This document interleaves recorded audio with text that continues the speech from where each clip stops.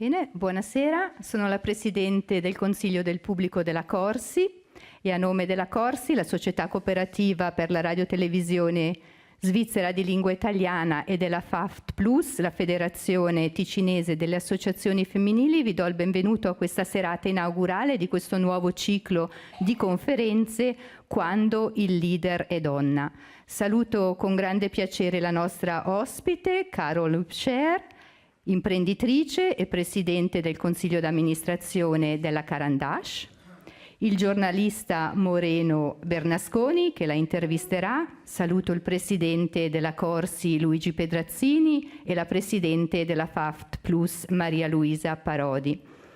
Dopo il primo ciclo di conferenze Donne e Media, la Corsi torna a parlare di donne, di eccellenze al femminile. Questa sera iniziamo proprio con Carol Hübscher, imprenditrice di successo, a capo di un marchio, di un grande marchio del Made in Switzerland, di un marchio che tutti noi conosciamo fino dai banchi di scuola, chi non si ricorda la mitica matita rossa numero 2 della Carandash. A Carol Hübscher abbiamo chiesto di parlare di lei, di parlarci di lei, di parlarci della sua azienda, delle sfide che la sua azienda deve raccogliere nell'era della digitalizzazione, della globalizzazione, ma Carol Hübscher non è soltanto imprenditore, è imprenditore donna, mamma, e quindi da lei ci piacerebbe anche sapere un po' cosa fa per esempio la sua azienda in termini di responsabilità sociale o per incentivare la conciliabilità fra lavoro e famiglia, o cosa si potrebbe fare in generale per promuovere le pari opportunità, e magari anche cosa potrebbe fare il servizio pubblico radiotelevisivo che può contribuire a questo cambiamento di paradigma, a questo cambiamento culturale. Negli ultimi anni si è fatto molto a livello di sensibilizzazione, ma gli studi recenti e nel suo piccolo anche il sondaggio che noi abbiamo lanciato sul sito Corsi, che chiede al pubblico di esprimersi sulla propria percezione dei programmi RSI e dell'azienda RSI in termini di questioni di genere, dimostrano che c'è ancora molto da fare. Il servizio pubblico, con la sua forza educativa e con il suo potere informativo, può fare molto per questo cambiamento culturale e anche in qualità di azienda può contribuire molto, proprio per i valori che è tenuto a veicolare, coltivando una cultura aziendale, praticando una politica aziendale che incentivi la parità di trattamento, che incoraggi la conciliabilità, le pari opportunità e che investa nelle donne, nel loro potere, nel loro talento, nella loro motivazione, nella loro formazione e nella loro sensibilità. Ecco, come sapete la Corsi ha il compito di animare in seno alla società civile il dibattito attorno al servizio pubblico affinché i cittadini siano anche dei fruitori responsabili, consapevoli, critici, attivi del servizio pubblico radiotelevisivo. La Corsi ha anche la funzione di ponte, di mediatore fra chi produce, ovvero la RSI, e chi consuma il suo pubblico, raccogliendo un po' tutte quelle che sono gli umori, le segnalazioni, le critiche e anche le lodi del pubblico, incanalandole, convogliandole nell'attività di analisi e di riflessione dei propri organi per poi portarli all'attenzione della RSI.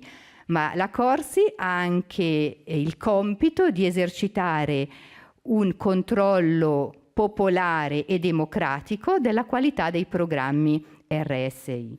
Ebbene, proprio in quest'ottica il Consiglio del Pubblico, che ho il piacere di presiedere, svolgerà un monitoraggio sull'arco di alcuni mesi in collaborazione con la FAFT Plus, che ci aiuterà proprio a raccogliere le segnalazioni del pubblico, e faremo un monitoraggio, diciamo, quantitativo e qualitativo nell'ambito delle nostre possibilità su aspetti che riguardano proprio la rappresentazione e la rappresentanza di genere nei palinsesti RSI, quindi l'immagine della donna, la presenza femminile a livello di redazioni, di conduzioni, di parterre di ospiti, di persone intervistate nei servizi, il linguaggio utilizzato, l'applicazione, l'uso o speriamo anche il superamento di certi stereotipi di genere, perché ancora troppo spesso quando si parla per esempio di imprenditoria, di finanza o di tecnologia sembra essere appannaggio degli uomini, mentre le donne vengono intervistate per lo più quando le tematiche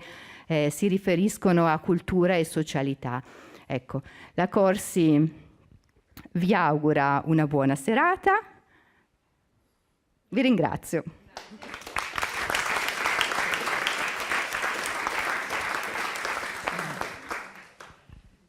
Siete molto numerosi, devo dire, la cosa mi impressiona. È certamente merito della signora che ha fatto questo lungo viaggio da Ginevra per raggiungerci, la ringraziamo tantissimo. Grazie a lei. La conversazione la faremo in francese e visto che probabilmente qualcuno non capisce perfettamente il francese, magari nelle sue risposte più articolate io mi permetterò di fare alcune sintesi, però non vorrei togliere questa magia del contatto che è fondamentale quando si fa il dialogo con qualcuno. Comunque se una cosa non la capite, eccetera, alzate la mano che sicuramente daremo spazio anche a questo. Faccio l'intervista e dopo sarebbe bello che chi lo desidera possa porre delle domande approfittando della presenza di Carole Hübscher fra di noi questa sera. Et Madame, j'aimerais commencer, si vous le permettez, par une similitude poétique qui s'impose à mon avis. Et pourquoi?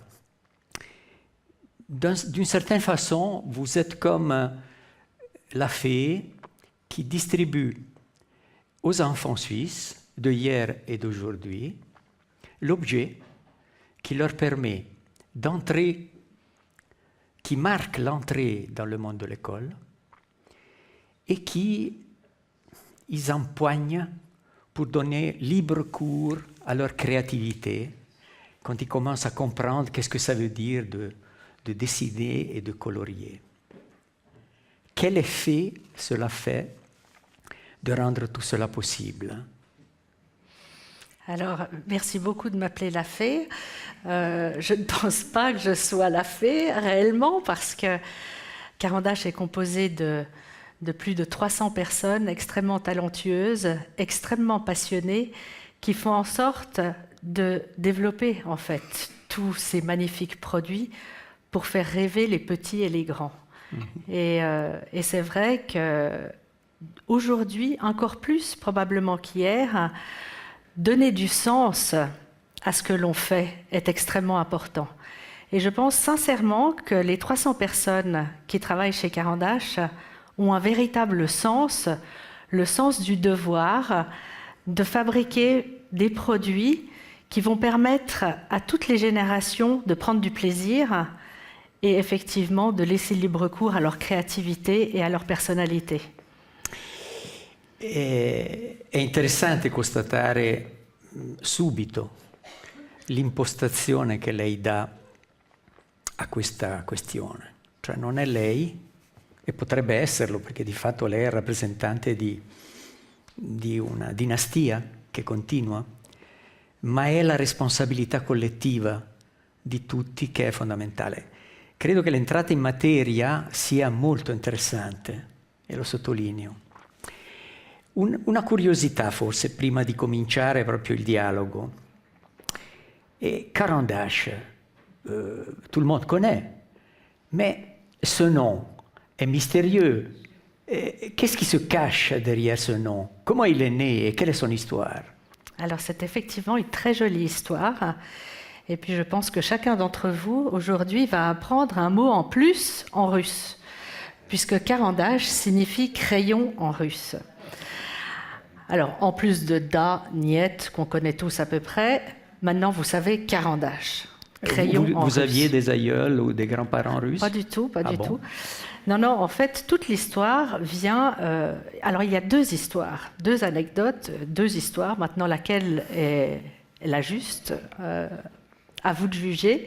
La première histoire, que j'ai toujours entendue depuis petite, c'est que quand M. Schweitzer, en 1924, a racheté la société Caran-d'Ache, enfin la société qui s'appelait à l'époque la Fabrique genevoise de crayons, il l'a renommée Caran-d'Ache en se fiant en fait au nom d'artiste d'un artiste qui était français mais qui était né en Russie et qui était un des premiers dessinateurs de presse qui travaillait beaucoup pour le Figaro magazine et qui s'appelait Emmanuel Poiret. Et il signait de son nom d'artiste Caran-d'Ache. Et puis l'autre histoire que j'ai appris dernièrement, parce que j'ai eu la chance par hasard de rencontrer le petit-fils de M. Schweitzer, qui avait racheté donc la société en 1924, et qui m'a raconté qu'en fait sa grand-mère avait grandi en Russie. Sa grand-mère était écossaise d'origine et le tsar à l'époque faisait venir des personnes de ces pays-là pour s'occuper des bêtes notamment, et que c'était elle qui avait suggéré à son mari de renommer la société Caran-d'Ache. Et on dit toujours que derrière un grand homme, il y a une femme.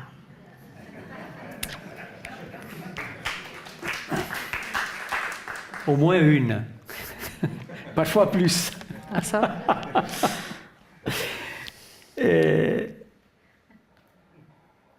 Vous êtes à la tête d'une entreprise familiale mondialement connue qui a plus que 100 ans. Vous avez hérité de l'œuvre de votre grand-père, de votre père. De mon arrière-grand-père. Votre arrière-grand-père. La 4e génération. Oui. 4e génération. Donc, avec quel sentiment? C'est une belle responsabilité. Oui, c'est une grosse responsabilité auquel, je pense, on n'est jamais réellement préparé. Il est vrai que dans les entreprises familiales, très souvent, on dit qu'on est tombé dans la soupe en étant petit, effectivement, puisqu'on vit en fait dans l'entreprise d'une certaine manière. Moi, je me souviens petite passer beaucoup de vacances en allant vous rencontrer nos fournisseurs, nos clients, en allant dans les papeteries, en allant tester les produits. Mon père qui rentrait aussi régulièrement avec des nouveautés pour nous demander notre avis. Et ça, c'est des choses qui ont vraiment réellement bercé mon enfance, d'un certain côté. Et puis d'un autre côté, tout le côté des valeurs familiales qui nous ont été transmises. Et je pense que c'est quelque chose que je véhicule encore aujourd'hui auprès de mes enfants, à savoir qu'aujourd'hui, c'est la même chose. Quand on part en vacances, on va dans les papeteries, on va rencontrer nos clients, on va nettoyer les stands Caran-d'Ache, et ça fait partie en fait de notre ADN depuis tout petit. Donc effectivement, on n'est pas toujours préparé, mais d'une certaine manière, on l'est quand même. De toute façon, vous avez accepté d'assumer cette responsabilité, et c'est remarquable. Et maintenant, je pense à une chose. Et il y a ce qu'on appelle aujourd'hui des patriarches qui choisissent pour diriger leurs entreprises des femmes. Je pense à Blocher, qui a choisi Madame Martullo pour diriger son entreprise, et pas un homme. Je pense à vous. Est-ce que c'est le signe des temps? Alors mon père, il n'avait pas le choix parce qu'il n'y a que des filles. Donc voilà, la question ne s'est même pas posée. Ça a été comme ça. Et je pense que même si effectivement il avait un style de management très patriarcal, les choses évoluent aujourd'hui. Ça ne marche plus comme ça aujourd'hui. Voilà, comment ça marche? Comment elles évoluent? Je pense qu'aujourd'hui, l'évolution aussi de la société veut que l'on ait un type de management qui soit beaucoup plus participatif. Parce qu'on part du principe, ou en tout cas moi, c'est ma manière de faire, que c'est ensemble qu'on fait les choses comme il faut, et c'est pas forcément en dictant. Et c'est l'intelligence collective. Le fait d'intégrer les personnes dès le départ dans une décision a beaucoup plus d'influence sur la suite de ce que ça peut générer. Alors, il est clair qu'il faut prendre des décisions. À certains moments donnés, il faut trancher. Mais je le vois là dernièrement, puisque ça fait un petit peu plus d'une année que nous avons introduit au sein de notre manufacture le Lean Management, qui est un système d'amélioration continue, bottom-up. C'est-à-dire que c'est les gens qui sont derrière les machines qui vont essayer de trouver des solutions à leurs problèmes. Et ce n'est pas tout en haut qu'on va trouver des solutions forcément pour eux, parce que c'est eux qui savent, c'est eux qui sont là tous les jours et qui peuvent apporter ces solutions. Donc c'est à nous de faciliter ça et de faire en sorte que l'intelligence collettive nous fasse avancer dans nos business. Sì, anche questo è molto interessante, perché ci sta descrivendo un modo di assumere la responsabilità che è molto particolare. Non credo che bisogna caricaturare e generalizzare, però è un modo che sicuramente è diverso rispetto a quello che si pensava essere il modo di gestire una grande azienda prima. E credo che le appartenga questo modo in modo molto netto, perché dopo 10 minuti che discutiamo si vedono ritornare, no, dei punti. Poi c'è l'elemento del bottom-up che è molto interessante. È typiquement svizzero ou... Non, je ne pense pas, parce que justement ce système d'amélioration continue est inspiré de Toyota. Donc ça nous vient du Japon, ce système-là. Et c'est quelque chose qui est peut-être un peu à la mode en ce moment, je ne sais pas. En tout cas, c'est quelque chose que nous avons introduit chez nous et qui nous permet réellement de gagner en productivité, en qualité e en efficacità. Siete una grande impresa familiare e lei l'ha sottolineato più volte. Cosa vuol dire essere un'impresa familiare oggi nel mondo globale, dominato dalle multinazionali, dove nessuno ha più un volto? È qualcosa di anonimo che governa e ci governa. Qual è il valore aggiunto che voi portate? Je pense que ce qui qualifie les entreprises familiales et ce qui fait qu'elles ont du succès, c'est qu'une entreprise familiale, on ne travaille pas pour le profit de demain. On travaille pour la prochaine génération. Et ça, c'est extrêmement important parce que il est vrai que dans n'importe quelle entreprise, il faut qu'on puisse faire du profit pour continuer à faire avancer nos business. Mais ce n'est pas uniquement là-dessus que l'on table sur nos stratégies. Nos stratégies, elles sont à beaucoup plus long terme, à savoir qu'il faut faire en sorte de continuer à pouvoir opérer ou à pouvoir produire là où nous sommes, et puis aussi continuer à apporter de la valeur à la société sur le long terme. Et ça a énormément de signification, que ce soit tant au niveau social qu'environnemental que financier. È abbastanza rivoluzionario quello che lei dice, ma est-ce que c'est rentable aussi? Parce qu'on oui, nous dit, il faut. On nous dit que dans la société d'aujourd'hui, avec des changements rapides, avec des révolutions structurelles incroyables, il faut penser à demain, pas au long terme. Est-ce que c'est rentable économiquement? Économiquement, c'est peut-être plus difficile, c'est vrai. Mais sur le long terme, je suis convaincue que c'est rentable, oui. A tous les niveaux. Ecco, l'idea di pensare alle generazioni future mi colpisce molto. Che un'azienda privata pensi alla responsabilità sociale rispettivamente alle generazioni future colpisce. Normalmente siamo abituati a sentirci dire che il privato si occupa o ha interesse al profitto immediato individuale e lo Stato si occupa del bene comune. È falso o è giusto? En tout cas, vous avez compris. Oui. Je ne pense pas que ça soit le cas, en tout cas dans les entreprises familiales, une fois de plus. Je pense que quand on s'inscrit quand on prend une responsabilité d'une entreprise, quelle qu'elle soit, on se doit de travailler, surtout quand c'est la nôtre, pour essayer de transmettre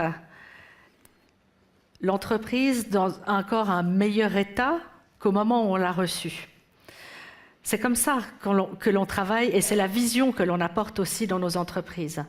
Donc, la responsabilité sociale, elle est extrêmement importante à l'heure actuelle.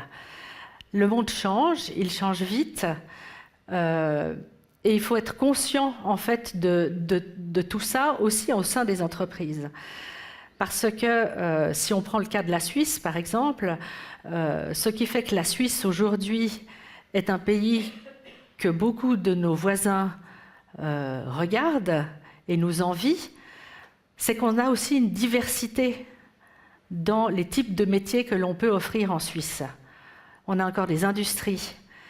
Et c'est ce qui fait aussi la richesse d'un pays, parce que vous pouvez offrir des jobs à une population beaucoup plus large quand vous avez beaucoup de métiers. Partir uniquement dans le service, ça serait dommage.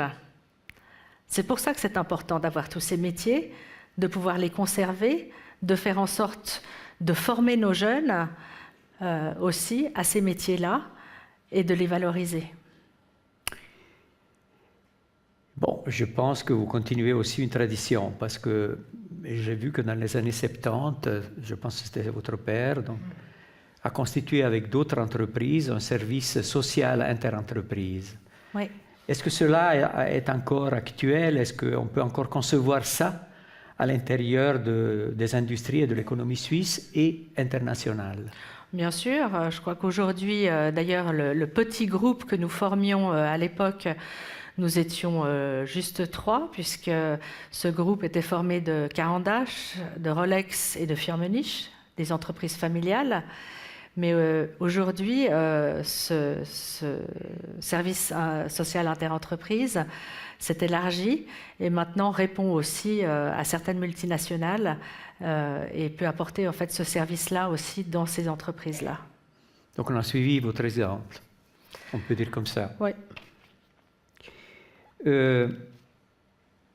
Vos valeurs, en 2 mots.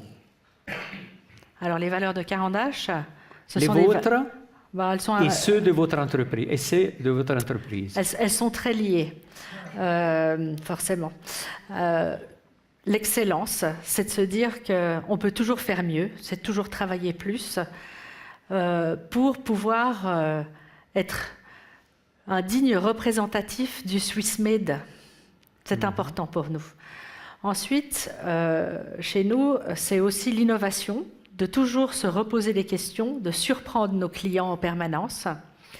C'est aussi, bien entendu, la créativité. Je crois que c'est quelque chose qui a vraiment aussi marqué l'histoire de Carandache. Et puis, le fait que nous soyons une maison responsable.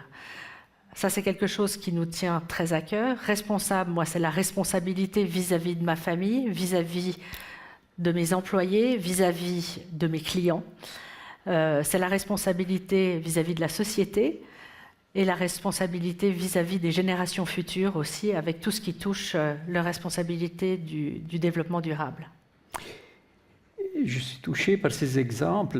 J'aimerais vous demander, est-ce que ça change la responsabilité d'une famille et la responsabilité d'une entreprise? Non, c'est la même chose, parce que je considère les gens qui travaillent pour Carandache comme étant des membres de ma famille, presque. Questa affermazione la trovo molto bella. Riflettiamo su questa frase guardando insieme un documento delle teche della RSI in bianco e nero che racconta l'inizio, se sono ben informato, di questa straordinaria avventura che Carol Hübscher questa sera ci sta raccontando con passione e con grande intelligenza. Prego.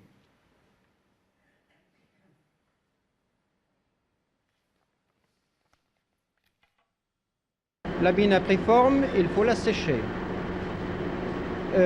Après cette dessiccation, elle est mise en bois sur des machines à ranurer qui travaille notre bois californien.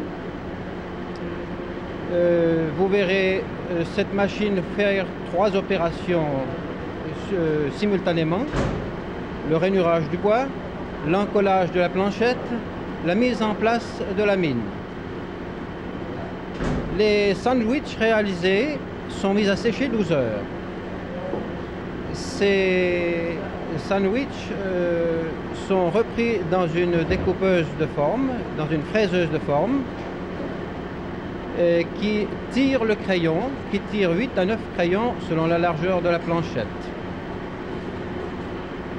Ces 9 crayons passent ensuite dans une machine à vernir qui vernit environ 360 par minute. Et là, le crayon est terminé. Le crayon est terminé à ce moment-là. Fabrique-t-on beaucoup plus de crayons de couleur que des crayons normaux? Oui, nous fabriquons à peu près 3/4 de crayons couleur. Monsieur Ruffner, combien de crayons fabriquez-vous dans cette usine par jour? Nous fabriquons 200 000 crayons par jour, ce qui correspond à 4 millions par mois et à environ 50 millions par an. Et depuis combien de temps fabrique-t-on des crayons? Nous fabriquons des crayons à Genève depuis 1924. Mais le crayon a été fabriqué en Europe depuis 160 ans.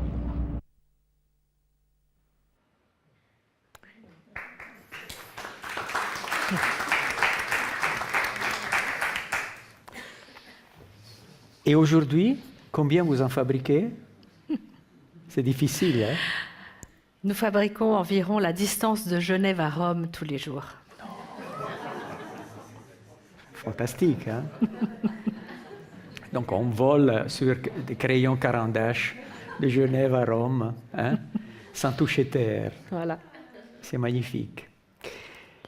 E non so se le persone che sono intervistate, non so chi siano. Est-ce que vous savez qui étaient? Donc c'était les directeurs d'antan. C'était les directeurs de l'époque. Malheureusement, enfin, Ouais, ben, ça je fait ne les ai pas quelques années. rencontrés. Vous êtes jeune.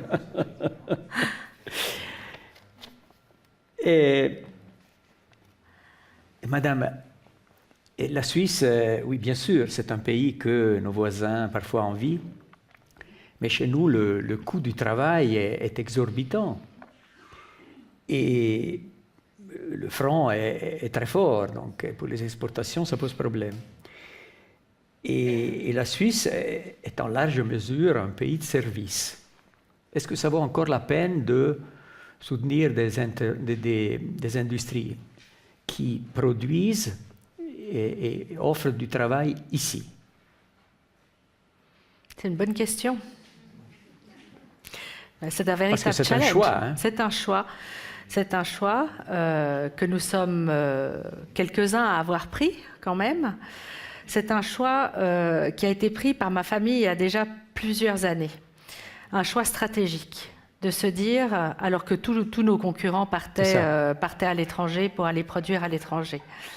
Pour nous, nous avons pris le parti de se dire, on croit en la Suisse, on veut continuer à produire ici en Suisse, et on veut travailler autour de ce Swiss Made.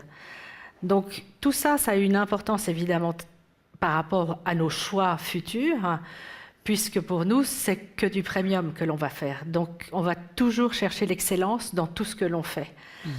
Et pour vous raconter une anecdote, j'étais en Chine la semaine dernière, et en Chine, les Chinois, aujourd'hui, n'ont pas confiance en leur marque. Et le Swiss Made a une vraie valeur ajoutée, et une vraie différence aussi pour nous, parce que vous arrivez là-bas, les parents, avec aussi la politique de l'enfant unique, veulent ce qu'il y a de mieux pour leurs enfants. Et aujourd'hui, ont confiance dans ces marques suisses.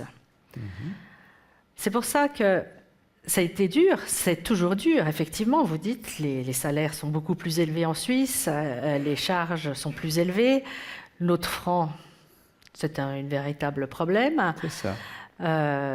Mais voilà, il faut y croire, il faut travailler sur le long terme.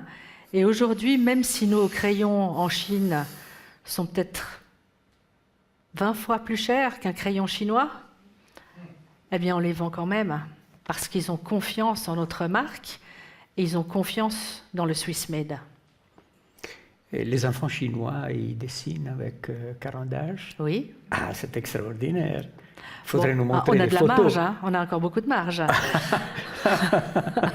Mais aujourd'hui, en fait, on est parti sur un pilote un petit peu différent de ce que nous faisons ailleurs dans le monde, puisqu'ailleurs on est distribué à travers un réseau très traditionnel, alors qu'en Chine, on s'est posé la question justement, avec nos différences de prix qui sont quand même très conséquents, comment est-ce qu'un parent chinois va choisir un carandage plutôt qu'une marque locale?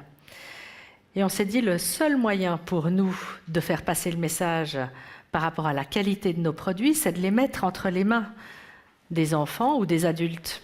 Raison pour laquelle on a monté des écoles de dessin, des écoles de créativité en Asie. Enfin là notamment en Chine, et c'est la raison pour laquelle j'ai été la semaine dernière pour inaugurer notre 18e espace Carandache à Pékin. Oui, le problème se pose, surtout que le nom carandage vient de Russie et pas de Chine. Hein. Donc Oui. Je pense qu'il y a de l'autre côté. Nous avons un nom chinois. Nous avons un nom chinois. Vous avez un nom Oui, chinois, oui. lequel? Kandali. Kandali. Oui. C'est magnifique. Donc, Oui. on a appris une chose hein, ce soir. Hein, c'est un petit scoop. Oui, mais non. Mais à l'époque de la digitalisation, donc, qu'est-ce que ça veut dire d'investir dans l'industrie, dans la formation d'apprentis, dans un Swiss Made qui est l'excellence même au niveau artisanal et industriel. Donc, est-ce que ça a encore un sens? Vous l'avez en partie déjà dit, mais... Oh, c'est vrai qu'aujourd'hui, le grand mot à la mode, c'est Industrie 4.0. Voilà, c'est ça. Et puis alors, quand vous creusez un petit peu, et puis qu'est-ce que ça signifie, Industrie 4.0? Très souvent, les gens ne savent même pas de quoi ils parlent. C'est les robots, non? Alors, ce n'est pas uniquement des robots, mais c'est en partie des robots, peut-être. Mais il est vrai que en tant qu'industriel, chaque année, et ça ne date pas d'hier, on investit énormément dans l'outil de production. On est obligé, si vous voulez rester à la pointe, si vous voulez rester et produire en Suisse, vous êtes obligé d'investir en permanence dans votre outil de production. Et chez nous, on investit plus de 20% de notre chiffre d'affaires dans l'outil de production chaque année. Donc c'est des montants qui sont conséquents, mais qui nous permettent encore de pouvoir produire en Suisse. Et aujourd'hui, on a un très grand projet de déménagement de toute notre usine et on est en train de travailler aussi sur comment automatiser ce qui peut l'être, mais comment garder aussi et faire en sorte d'avoir ces métiers rares qui font le luxe. Vous savez, l'artisanat, cette touche humaine qui fait la différence entre un produit de masse et un produit de luxe. Donc c'est vraiment d'arriver à trouver un juste milieu entre les deux, de pouvoir effectivement toujours innover aussi dans l'outil de production et de conserver encore ces beaux métiers d'art. Donc vous déménagez, vous venez au Tessin? Non, on déménage juste à quelques kilomètres. On reste à Genève et on déménage juste à quelques kilomètres. kilomètres. Très très volontiers. Donc, Merci. Si jamais, donc. Mais je risquerais de perdre trop de monde si je venais ici. Mais non. À Genève comme au Tessin sont engagés donc un nombre très important de frontaliers. Et dans votre expérience, est-ce que les frontaliers c'est surtout un problème ou bien c'est la solution du problème? C'est la solution du problème. Hein. Parce qu'il faut que ça soit dit. Aujourd'hui, vous avez certains métiers qu'on ne trouve pas en Suisse. Un exemple. L'année dernière, nous cherchions 2 électriciens. J'avais demandé au service RH, au moins un des 2 doit être suisse. Ils n'ont pas trouvé. Ils n'ont pas trouvé. Ils ne sont pas d'accord. Après, donc, ils vont poser des questions. Et oui, toujours sur ce point, ou peut-être en élargissant un peu. Est-ce que vous formez des apprentis? Un des atouts de la Suisse au niveau international, au niveau mondial, c'est la formation duale entreprise-école. Oui. Est-ce que vous investissez dans la Oui. formation? Oui. Alors c'est quelque chose qui s'était un petit peu perdu ces dernières années. Je pense aujourd'hui qu'on n'en a pas encore suffisamment. Sur les 300 personnes que nous employons à Genève, enfin on est 280 environ, nous avons uniquement 8 apprentis aujourd'hui, ce qui n'est pas encore suffisant. L'enjeu en fait pour nous, c'est aussi de former les maîtres d'apprentissage pour que nous puissions ensuite accueillir et réellement apporter une valeur ajoutée à ces jeunes que nous accueillons chez nous. Mais c'est quelque chose sur lequel on travaille beaucoup actuellement parce que je veux absolument qu'on ait beaucoup plus d'apprentis dans notre entreprise. Et en regardant l'histoire de votre entreprise, on se rend compte que vous avez d'une certaine façon marqué ou dû réagir à l'histoire et de ce pays et à l'histoire internationale. J'ai vu que dans les années 30, vous avez eu des difficultés après la crise de 1929, après la guerre, donc vous avez dû restructurer, etc. Donc, d'une certaine façon, vous avez un observatoire privilégié qui permet de voir quels sont les points de force et de faiblesse de notre pays. Ce serait un grand débat. Mais si je vous demandais quelles sont les forces et les faiblesses de la Suisse d'aujourd'hui, qu'est-ce que vous répondriez? Je pense que les valeurs en Suisse, enfin en tout cas en Suisse, nous avons encore de très belles valeurs. Lesquelles? Et je pense que justement ces valeurs je dirais pas que c'est le compromis, mais le fait de parler ensemble. Je pense que le fait de la diversité aussi de notre pays fait sa richesse. Voilà, on parle plusieurs langues dans notre pays, on a plusieurs mentalités différentes et on a l'habitude de s'adapter. Et ça, l'adaptation à l'heure actuelle, elle est extrêmement importante. Elle le sera encore plus pour les générations d'après. Parce qu'on ne sait pas aujourd'hui quels seront les jobs de nos enfants, les jobs de demain. Et être capable de s'adapter en permanence, ça va être une vraie valeur ajoutée. Et je pense que ça fait réellement partie d'une des grandes forces de la Suisse. Faiblesse? Aujourd'hui ou bien à l'avenir? Des risques? Trop de des bureaucratie. Trop de bureaucratie. Okay. Et ça, malheureusement, ça ne vient pas forcément de chez nous, mais on nous l'impose depuis l'extérieur. Et ça, on le voit aussi dans mon entreprise, le nombre de personnes que j'ai dû engager pour pouvoir justement répondre à cette bureaucratie, c'est un véritable challenge aussi pour la suite. En passant, abbiamo visto in questi giorni che la Svizzera, che era al primo posto dell'innovazione, è scesa al quarto posto. Non dico che ci sia un nesso, ma bisogna porsi delle domande su, perché siamo sempre stati o abbiamo creduto di essere il primo della classe, magari ci fa bene, no? Questo. C'est bien d'être challengé de temps en temps. Mi veniva in mente, mentre parlava della diversità, come valore aggiunto del nostro paese, non solo come costo, perché costa la diversità. Mi veniva in mente la radiotelevisione svizzera. La radiotelevisione svizzera è un investimento costosissimo nella diversità, ma è importante una radiotelevisione svizzera di servizio pubblico che garantisca questa diversità ai suoi occhi? Moi, je pense que oui, parce que justement, la diversité de notre pays en fait sa richesse. Le fait que l'on conserve finalement chacun dans nos zones géographiques aussi nos spécificités, c'est ce qui fait notre richesse aussi. C'est ce qui fait la Suisse, c'est ce qui a toujours fait la Suisse. Et c'est là où le rôle de la Corsie, par exemple, au Tessin, est important, parce que voilà, on ne fonctionne pas forcément pareil ici à Lugano qu'à Genève ou à Zurich. Donc c'est ça qu'il faut quand même maintenir en permanence. Le rôle aussi culturel de ce service est extrêmement important pour continuer à avancer. Vous allez le dire, ce que vous venez de dire, vous allez le dire aux instances responsables de la SSR suisse?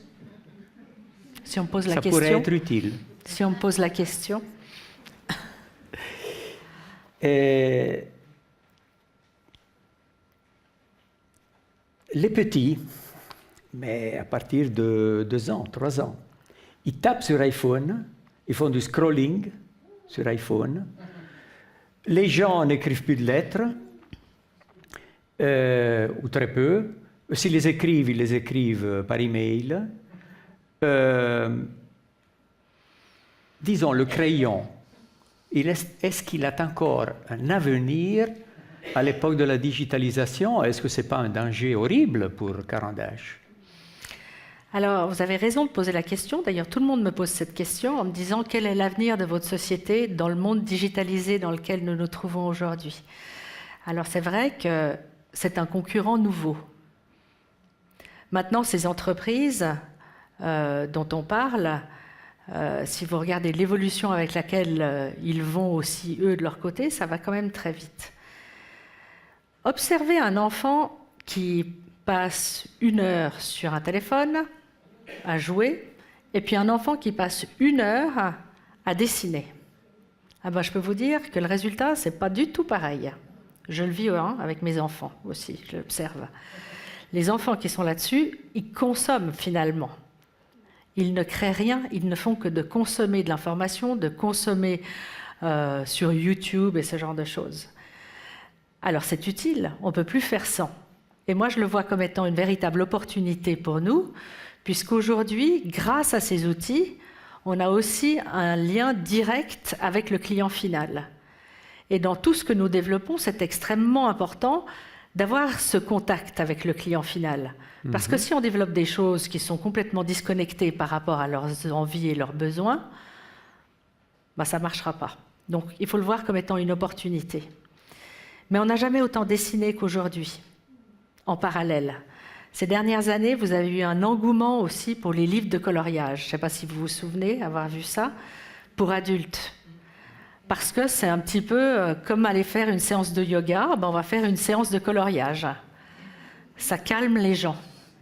Et dans le monde aussi assez stressant dans lequel on se trouve aujourd'hui, le fait de prendre le temps pour soi, de se concentrer sur quelque chose, c'est des choses qui sont valorisées aujourd'hui. Et puis après, au niveau de l'écriture, je pense que même si on a tous un téléphone aujourd'hui et qu'on répond par email à nos sollicitations, on a quand même tous un Caran-d'Ache pour écrire un petit mot rapide ou pour envoyer une carte ou un mot d'amour. C'est quand même plus joli de le recevoir sur une lettre que sur un SMS. Facciamo un applauso perché... Ecco, c'è un fil rouge in quello che lei dice, cioè la creatività e la formazione alla creatività, la cultura della creatività è un elemento fondamentale in una società dei consumi che è passiva ed è un elemento fondamentale anche per la forza di un'industria, di un paese che vuole essere, diciamo, eccellente. E è interessante questo, no? Perché di solito si dice la creatività. D'ailleurs, je pensais à la photo de Picasso et de Miro avec Caran-d'Ache qui existe et que j'ai vue. Mais là aussi, on pourrait dire, l'art contemporain, c'est des performances, c'est pas des tableaux. Et puis, c'est aussi vidéo, c'est digital. Est-ce que l'art non plus est en train d'être à un tournant avec des risques? Qu'est-ce que vous pensez en restant sur la créativité et sur l'art? Alors, lei si interessa all'arte? Oui. Je pense qu'aujourd'hui, effectivement, il y a beaucoup plus de moyens de faire de l'art. C'est vrai, l'art contemporain, aujourd'hui, si vous allez à Art Basel, vous avez énormément de vidéos, vous avez beaucoup de diversité aussi à ce niveau-là, de photographie, chose qui existait peut-être un petit peu moins à l'époque. L'art évolue aussi. Si vous regardez par rapport à la taille des œuvres d'art aujourd'hui, c'est vrai qu'à une époque, les tailles étaient assez réduites, mais maintenant, vous avez des très grandes toiles. Et tout ça est en perpétuelle évolution. Ceci dit, l'apprentissage de l'art, ça commence déjà avec le crayon. Quel que soit l'art, n'importe quel créatif, quel qu'il soit, il crée d'abord avec la main.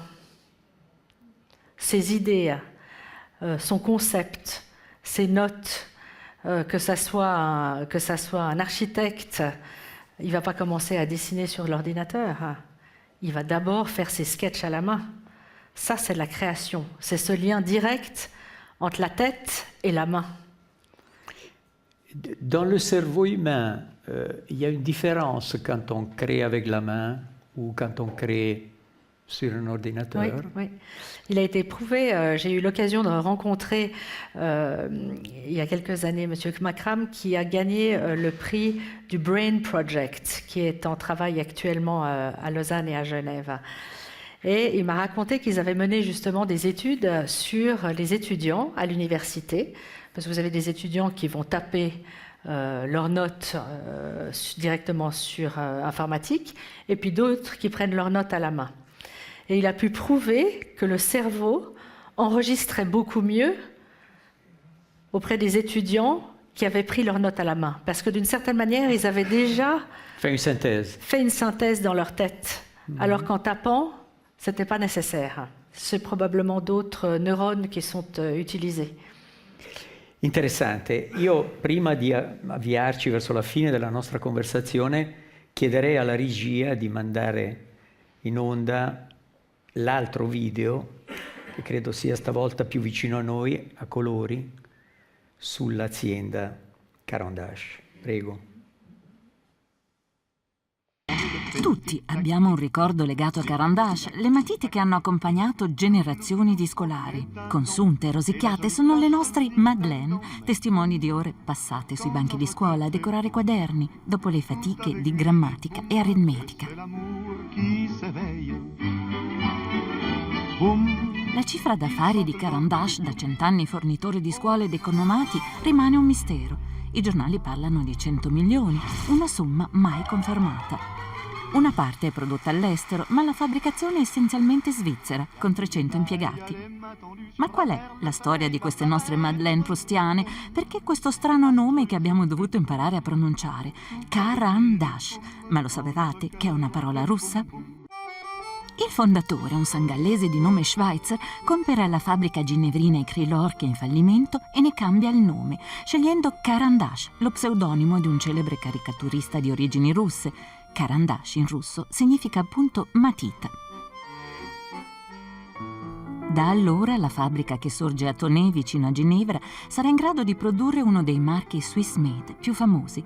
Certo, i cedri di cui sono fatte le matite vengono dall'estero, ma per ogni albero tagliato, ci tiene a dire la ditta, ne viene ripiantato uno nuovo.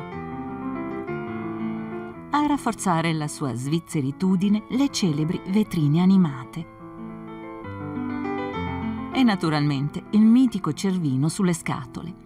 100 anni di colori, generazioni di bambini che li hanno usati a scuola e non solo. La ditta è rimasta una società di famiglia in mano agli Hübscher, giunti alla 4ª generazione. Anche oggi, nell'era del computer, si continua a investire nella matita. Ultima novità dei colori resistenti alla luce per far durare nel tempo i disegni d'arte. Alcuni musei si rifiutavano infatti di comprare opere a matita perché troppo sensibili alla luce solare e quindi deteriorabili.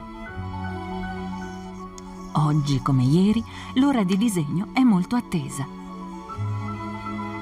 E la fabbrica centenaria ci tiene a rassicurare docenti e famiglie. I materiali che compongono le matite, anche le estremità che si ama rosicchiare, sono atossici.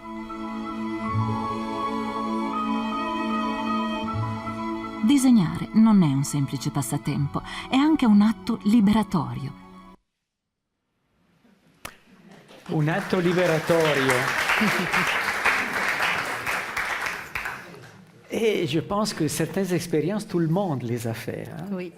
Et donc, mais c'est pour ça que je disais au début que c'est un peu un voyage de rêve, celui que vous accompagnez, hein? que vous réalisez. Maintenant, j'aimerais vous poser une question. Si je dis que Carandache est aussi un peu tessinoise. Est-ce que je me trompe? Non. Pourquoi? Bah, déjà, tous les enfants tessinois, je pense, ont une belle expérience avec Carandache. Ok. Et puis, vous avez un homme au Tessin qui a aussi marqué sa patte, Monsieur Laurenti, qui est là pendant plusieurs années et qui a vraiment fait partie de la famille Carandache. Qui a été le directeur de Carandache. Oui. Gli facciamo un applauso al signor Silvio Laurenti.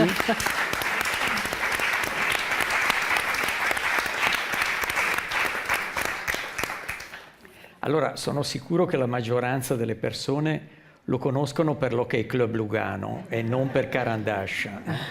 E dunque stasera abbiamo scoperto qualcosa di importante e siamo veramente onorati di averla qui con noi questa sera. Grazie, signor Laurenti. Maintenant, vous faites partie des leaders économiques suisses. Comment voyez-vous votre rôle pour le pays et la société? Alors, je ne sais pas si je fais partie des leaders de l'économie suisse. C'est surtout Carandache qui fait partie du paysage suisse. Maintenant, mon rôle, là au milieu, c'est de faire en sorte que cette belle histoire qui a marqué tous les Suisses, puisque Carandache, d'une certaine manière, est vraiment une love brand et appartient à tous les Suisses, il faut que cette histoire, elle continue. Donc ma responsabilité, c'est de faire en sorte que l'on puisse continuer tous à rêver autour de cette marque, d'une part, et faire en sorte qu'elle reste compétitive. Donc mon rôle, bien entendu, c'est d'être un peu le porte-parole, entre autres avec d'autres industriels, je l'espère, pour faire en sorte que nos industries puissent continuer à produire en Suisse. Ça, c'est notre job. On espère tous que cela va se réaliser. On vous remercie de cet engagement. Une dernière question. Au-delà des clichés, quelle est la valeur ajoutée que vous apportez en tant que femme à la définition et à l'accomplissement de ce rôle de leader?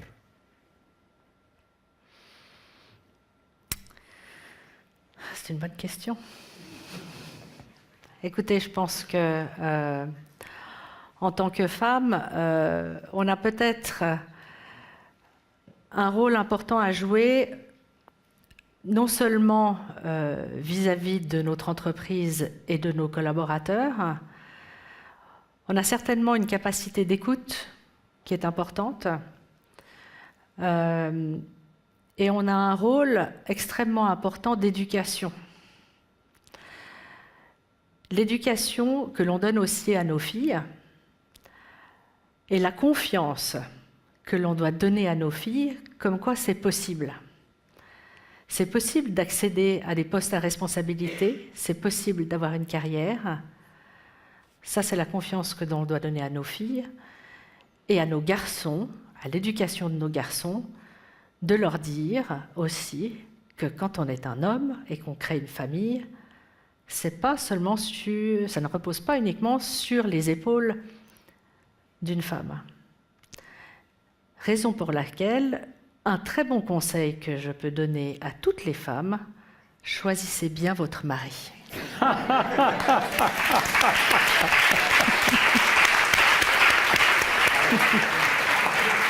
Grazie mille. Grazie a lei.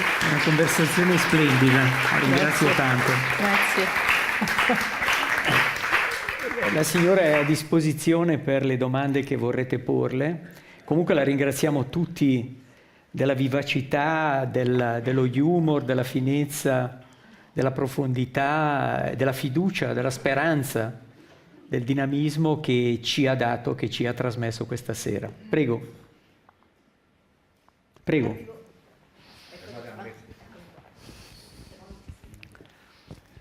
Merci de vos spontanéité, de votre liberté dans les réponses. J'ai beaucoup apprécié. J'ai deux questions. La première, nous avons vu, et aussi dans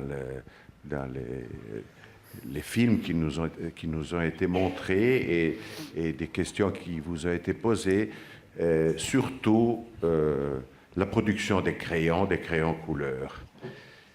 Mais vous êtes aussi une fabrique d'objets de haut de gamme, des stylos d'argent, des briquets, tout un secteur de produits aussi très cher et qui n'est pas aussi de masse que le crayon qui va dans les écoles ou le stylo Caran-d'Ache simple qui va dans tous les bureaux de l'administration publique et privée. Est-ce que c'est difficile de faire les deux choses? Parce qu'évidemment, les marchés sont différents. Et ça, c'était la première question. La deuxième question. Caran-d'Ache, icône suisse, on l'a dit, on l'a vu, un produit de succès depuis toujours. Est-ce que vous avez été sollicité pour vendre votre entreprise? Est-ce que vous avez dû être forte et savoir tenir le coup et ne pas tomber sous les Scylla, Cariddi, parce que évidemment, et on le voit, surtout dans le luxe, il n'y a plus que 2 ou 3 acteurs au monde sous différentes marques, tandis que Caran-d'Ache... Dans les crayons aussi, hein. On n'est plus très nombreux. Vous êtes plus très nombreux, mais justement, est-ce que certainement on vous a fait des offres, je m'imagine, et vous avez su résister donc? Je vais déjà répondre à votre première question. Alors la première question, en effet, Caran-d'Ache fabrique des produits pour toutes les générations. On a une diversité de produits qui est extrêmement large. C'est, comme vous l'avez dit tout à l'heure, c'est à la fois la couleur et les produits artistiques, mais la couleur, ça ne se résume pas uniquement dans les crayons, c'est aussi les néocolores, les aquarelles, les pastels, les gouaches, etc. Donc ça, c'est très large. Après, vous avez toute une gamme de stylos pour le quotidien, en plastique, et puis après vous avez tout ce qui touche la haute écriture avec effectivement des stylos très haut de gamme avec des matériaux nobles dessus. Ça représente aujourd'hui plus de 90 métiers différents chez nous, c'est énorme. On est très verticalisé, ça c'est une de nos forces et peut-être une de nos faiblesses aussi, c'est qu'aujourd'hui nous fabriquons quasiment tout nous-mêmes.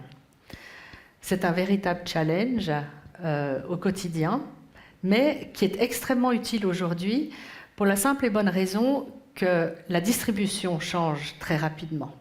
Les petits papetiers très souvent disparaissent, tout ce qui touche la vente en ligne devient de plus en plus importante. Et puis, pour nous, le fait de pouvoir ouvrir aussi nos propres boutiques avec une palette de produits aussi large, c'est extrêmement important. Parce que, comme je vous le disais en introduction, toutes les générations, donc les familles, reviennent chez Caran-d'Ache et chaque membre de la famille peut trouver quelque chose pour lui. Donc c'est notre force, je dirais aussi aujourd'hui, c'est d'avoir plusieurs jambes avec une distribution qui diffère un petit peu d'un pays à l'autre.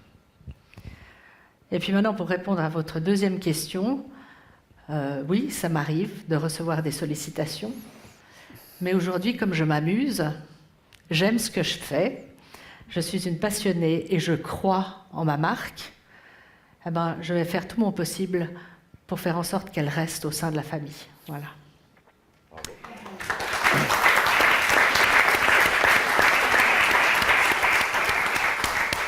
A chi posso dare la parola?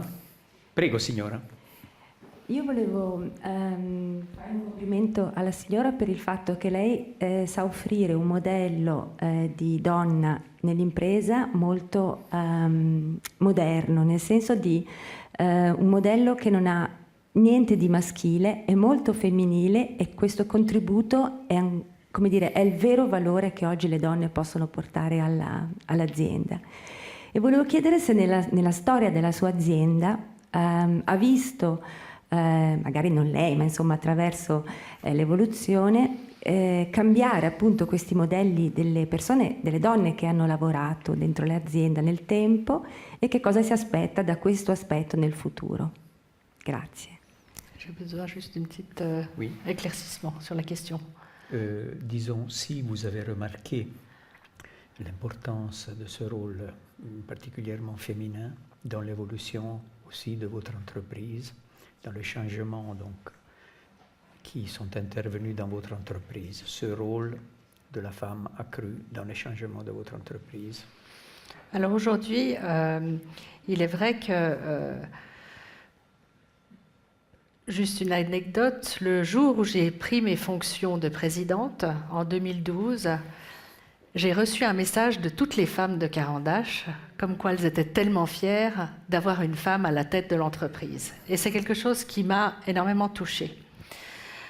Je crois que depuis toujours, on a été une entreprise avec cet engagement-là. Probablement le fait que mon père ait été entouré de femmes, ça a eu une influence parce qu'il n'a jamais réellement fait la différence entre un homme et une femme. C'était vraiment au mérite. Mais c'est vrai que quand même, depuis que j'ai repris, eh bien, il y a une femme de plus au conseil d'administration et il y a 2 femmes de plus au comité de direction. Donc oui, la représentativité des femmes à haute responsabilité est un peu plus importante. Prego, signora.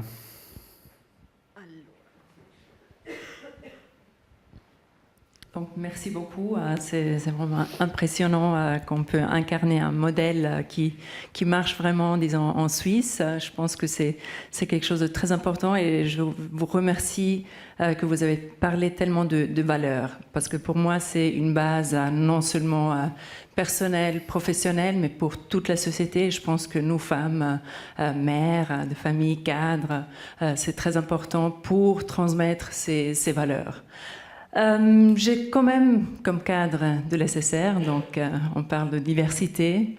C'est quelque chose de très... oui, je suis aussi tombée un petit peu dans la soupe, ma famille et mes coloriers aussi, en parenthèse. Mais justement, j'ai souvent cette impression que la diversité est encore presque stigmatisée.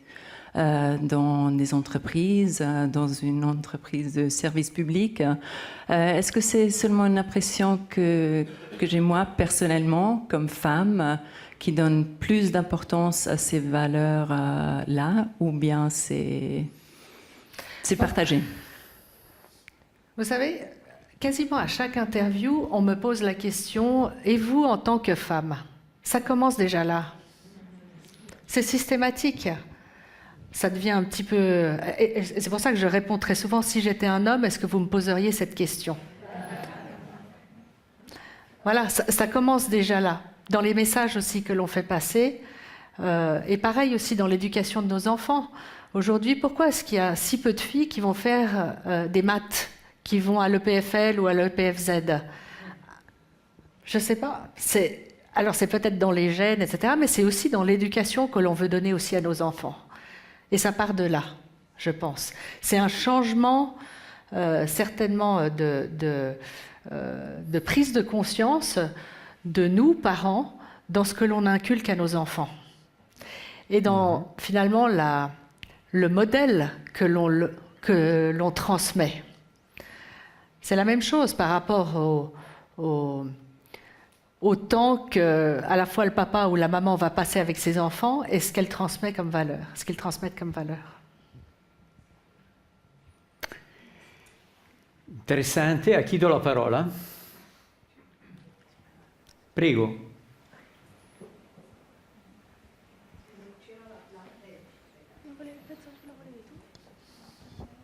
Arriviamo.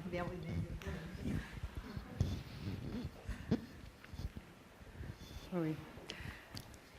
Alors bonjour, je vous remercie pour cette intervention parce que ce que j'ai noté, à différence de beaucoup d'hommes qui parlent d'entreprise et de travail, des femmes et comme ça, ce que j'ai noté, à part les valeurs dont vous parlez, c'est vraiment la passion.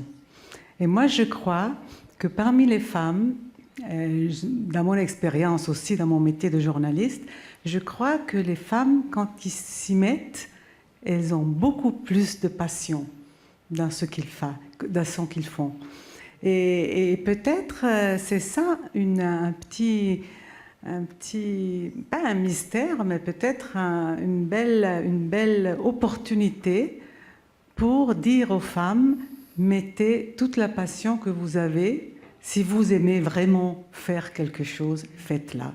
Et après, là, il n'y aura plus de plafond de cristal ou quelque chose comme ça. Parce que je crois que de se confronter avec les hommes, c'est toujours très difficile. Je l'ai vécu moi-même comme journaliste à l'intérieur d'une entreprise qui était dans le temps très masculiste. Et donc, c'est pas fini, hein, c'est pas fini. Mais quand même, je crois qu'on peut gagner ce pari avec la passion. Et ça, c'est vraiment un secret que je conseille à toutes les femmes. Et tous les hommes. Et à tous les hommes aussi. Ouais. Maintenant, je parlais des femmes, mais naturellement à tout le monde, parce que ceux qui ont la passion, dans les métiers comme dans la politique, en tout, ils peuvent réussir. J'avais encore une petite question, une curiosité. Dans le premier film qu'on a vu, en blanc et noir, on a dit que le bois de grand âge venait d'Argentine. Non, de Californie. Ah, de Californie, pardon. Oui. De Californie, oui, c'est vrai. Californie. Et il vient d'où aujourd'hui, le cèdre du Liban ou bien du... Non, alors c'est toujours du cèdre de Californie parce que nous utilisons uniquement du bois qui est replanté, donc des bois certifiés FSC et qu'on ne trouve qu'en Californie. C'est un bois très spécial, un bois tendre qui se taille bien, que l'on achète là-bas. Mais nous sommes en train de travailler depuis un petit peu plus de 5 ans maintenant avec l'université de Bienne pour travailler sur des essences de bois indigènes. On a beaucoup de bois ici en Suisse et on travaille justement sur des collections là maintenant de bois indigènes, notamment de l'Arole, du Valais et des Grisons, du hêtre, du Jura et du pin sylvestre. Donc c'est vraiment là-dessus qu'on est aussi en train de travailler aujourd'hui. Mais il est vrai que c'est un bois qui est beaucoup plus compact et beaucoup plus dur et plus difficile à travailler. Prego. Bonsoir. Je m'appelle Antoinette Castelmorvo. Je travaille depuis 25 ans dans le retail d'un de vos clients, Swatch Group. Et c'est depuis 25 ans que nous, on développe le retail et les boutiques directes. Mais maintenant, on commence avec Omega et avec un peu des tests avec les e-commerce.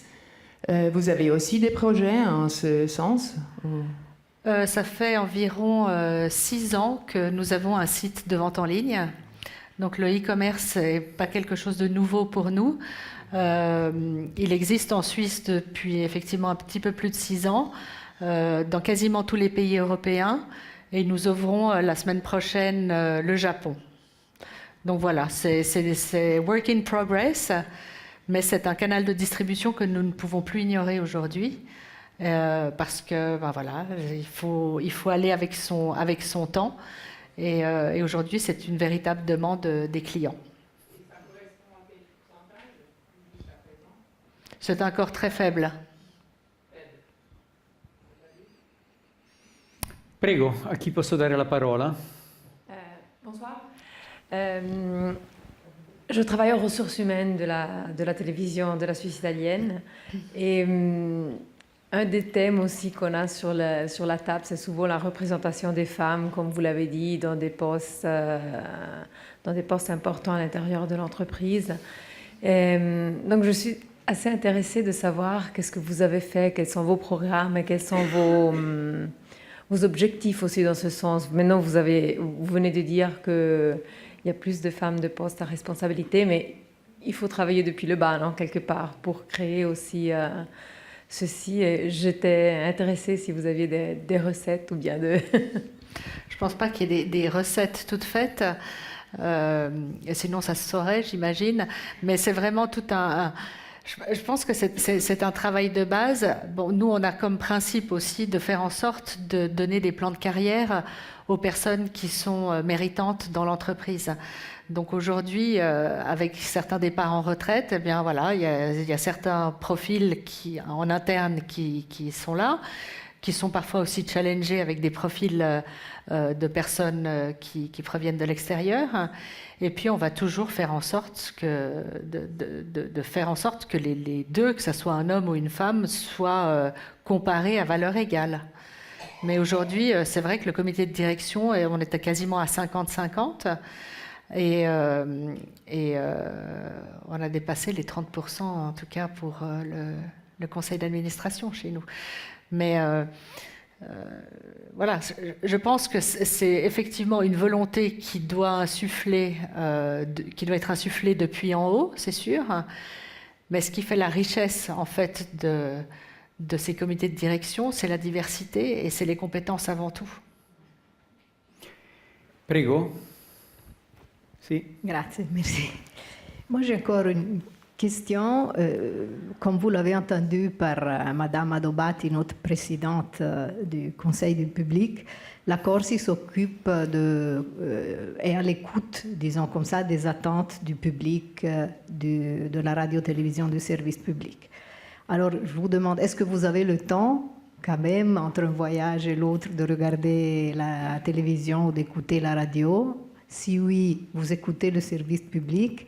Et puis aussi, comme vous avez parlé justement d'éducation, qu'est-ce que vous pensez que pourrait faire de plus ou de mieux le service public pour faire passer aussi justement des messages d'éducation, ou bien il l'a fait déjà?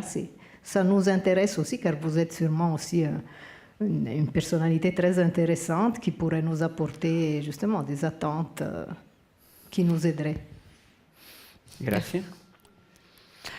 Alors écoutez, je suis une consommatrice effectivement du service public, puisque même si je suis à l'autre bout du monde, j'essaye toujours de regarder, bon après c'est sur mon téléphone, mais de regarder, et c'est ça l'avantage aussi aujourd'hui avec ces nouveaux réseaux, c'est que vous pouvez regarder quand vous pouvez regarder.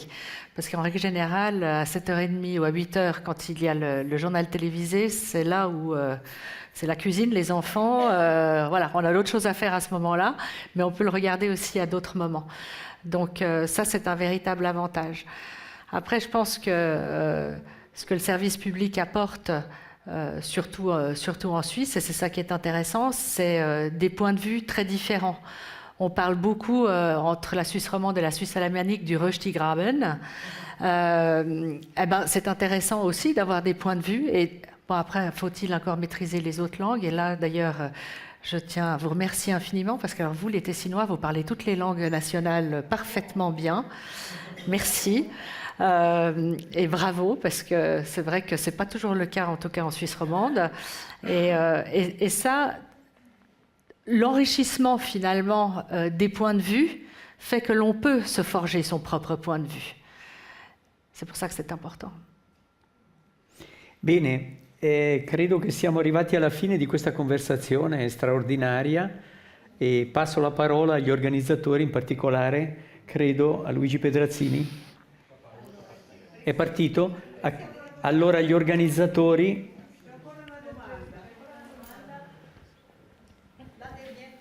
Ah, scusi signora, prego. Bonsoir. Écoutez, j'aimerais savoir quelque chose en plus de Neocolor.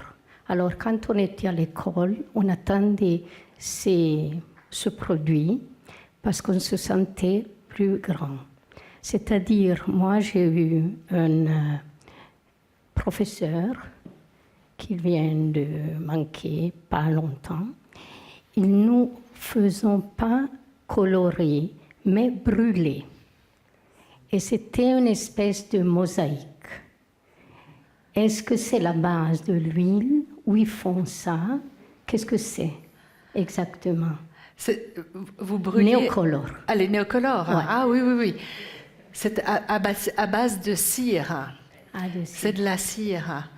Et c'est de la cire, effectivement, que l'on peut chauffer et du coup qui permet d'appliquer la... C'était merveilleux. C'était merveilleux.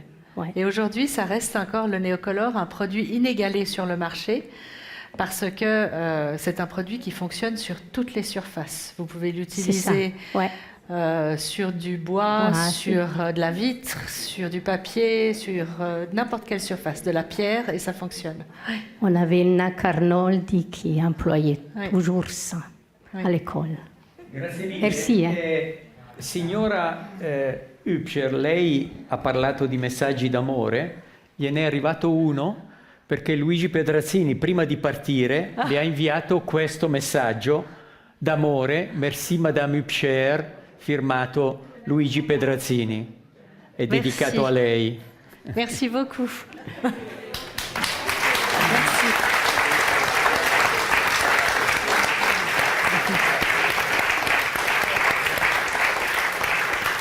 Siete invitati ad un piccolo rinfresco che vi aspetta all'uscita. Un ringraziamento veramente di cuore sia alla nostra gentilissima ospite sia al moderatore e beviamo qualcosa assieme. Merci beaucoup. Merci. Grazie. Merci C'était beaucoup. très intéressant. Hein? Merci beaucoup. Merci.